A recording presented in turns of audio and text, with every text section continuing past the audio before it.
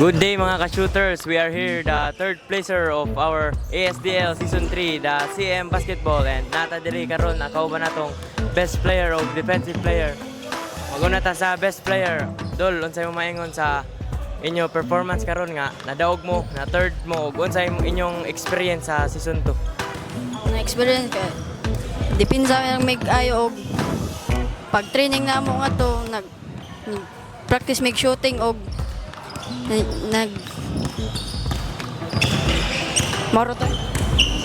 Sa ato defensive player, o unsay mo maingon sa imong performance karon nga nindot imong depensa ang mga block shot na convert ninyo sa points. Unsay mo maingon sa performance nimo ug unsay mo experience sa Season 2 nga paliga?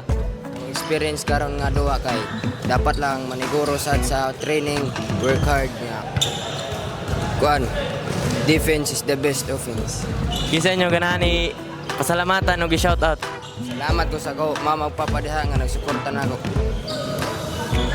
Shoutout sa ko mama diya og papa mayong tanaw mo.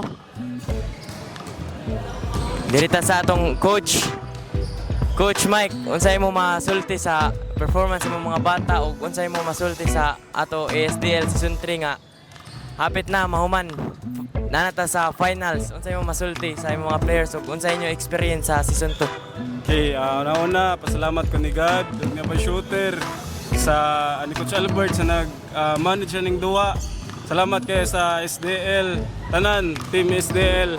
Ako masulti sa mga player, nindot ang ilang experience, labi na sa ako kay nakat-on ko kung sa mga sayop, kung sa bayang nga improve sa ila, sa mga attitude, layup, wala, depensa, kuwang pagyud. Pero siguro na, siguro is Season 3.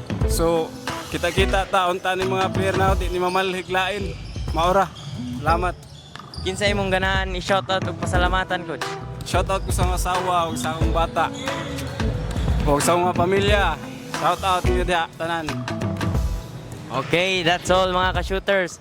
I am Jezreel Valeras of WLC Mustang. For more highlights, please follow and like the FB page Abay Shooter D-League. Peace out.